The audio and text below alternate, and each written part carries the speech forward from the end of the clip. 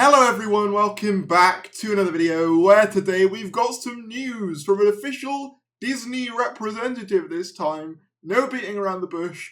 A Disney boss has not only praised the new Doctor Who series, but also reaffirmed how happy they are to have it on the Disney Plus platform. This is a pretty big deal given all of the recent rumours surrounding the relationship between the Disney Plus and Doctor Who streaming deal and the rumours that it might be coming to an end.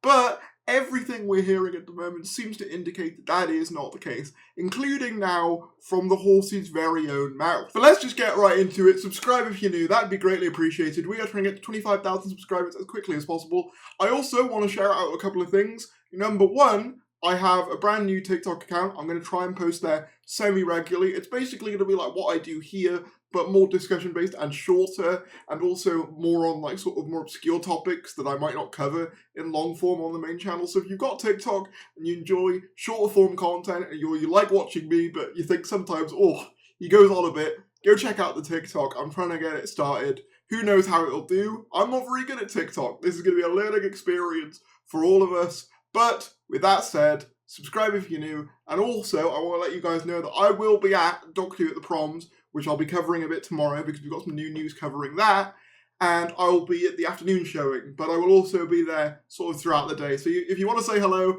feel free if any of you are going to the Doctor Who Proms at the Royal Albert Hall. But with all that being said, let's get into it. Doctor Who Disney Plus bosses praise series. Speaking at the Edinburgh TV Festival this week, Disney Plus bosses have spoken about Doctor Who following the conclusion of its first full season produced in partnership with the BBC. In 2022, it was announced that the BBC had partnered with Disney branded television to transform Doctor Who into a global franchise for UK audiences and the rest of the world under the vision of returning showrunner Russell T Davies. The Disney Plus Spotlight session at the festival was attended by Disney's senior manager of unscripted content, Gabby Aung, I'm going to say that wrong, Director of Scripted Content Lee Mason, and Senior Vice President Liam Keelan. Responding to a question from TV Zone, Vice President Liam Keelan said, Doctor Who is a fabulous series. Obviously, in the UK, it's fully BBC, rightfully so. We take the rest of the world rights. But really, really happy to have it. I think just, the quirkiness of it. The fact that it's that sci-fi world, and when you think about what Disney offers in other regards, I think it's a really good fit to me. I mean, it's great to have it. And then they just go on a bit more, saying last month it was announced that BBC and Disney Plus had commissioned a spin-off series, The War Between the Land and the Sea, starring Russell Tovey and Gugu Mbatha-Raw. And then, it basically just goes on to sort of talk about everything we already know. But the key quote there is, we're very happy to have it, and it's a great fit for the service. So this kind of comes into direct contrast with some things that we've been hearing for a couple of months now, but if I'm honest, there's more evidence to suggest that Disney are happy with it at this point than to suggest otherwise. We spoke in a previous video about how they said in Doctor Who magazine explicitly that Disney were really happy with how it performed at Comic-Con specifically, and this just kind of reaffirms that Disney do seem very pleased with what Doctor Who has been putting up. Obviously, you can make the argument that, well, they're not going to say it's doing awfully in front of people, and I do get that to a point. But I also don't think that there would be such a openness with saying it was a huge success if it wasn't, They'd say, yeah, we really enjoyed working with the BBC and, Ncuti's a great talent and whatever. But I don't think they'd go out of their way to be like, yeah, we really, really like having it, actually.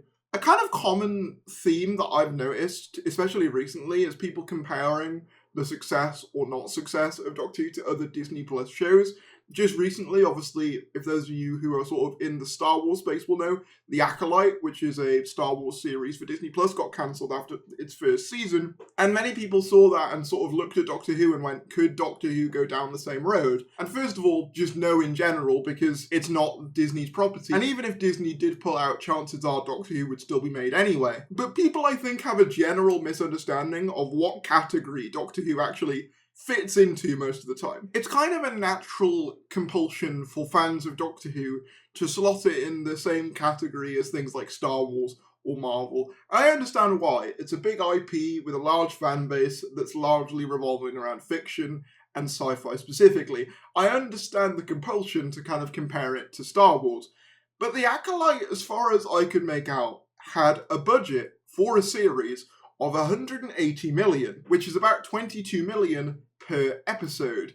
Russell T Davies has said that the budget for each Doctor Who episode is significantly less than 10 million, which, if you remember, was the initial rumoured figure for production, which was pretty much immediately debunked.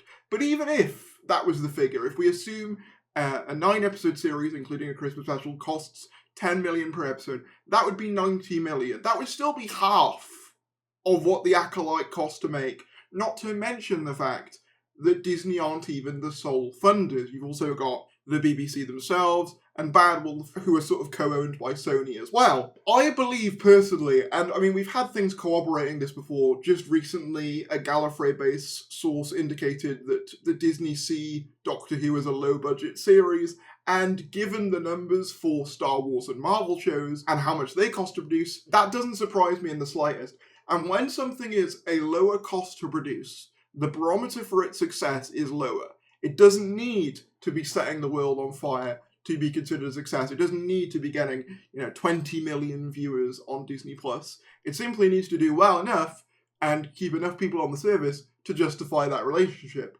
And for Disney+ specifically, one of the appeals, I imagine, is a show that's on consistently, yearly, with spin-offs as well. And they have to spend significantly less for an IP that, yes, it's smaller, but still has that significant name pull. So when people look at The Acolyte, or they look at some of the other struggling Disney Plus shows and say, this is where Doctor Who's going, I think it misunderstands the bracket that Doctor Who actually falls in. Doctor Who is small potatoes to Disney. We love it, the UK loves it, it's a big part of our media industry, but to Disney specifically, it's like a tiny, tiny fish in a humongous pond. They could spend the budget for a series of Doctor Who without even blinking, and they would see that as chump change. So spending a fraction of the budget for international streaming rights is probably worth it to them. But what do you guys think? Let me know down in the comments below. Like this video if you enjoyed, subscribe if you're new, and I'll see you later.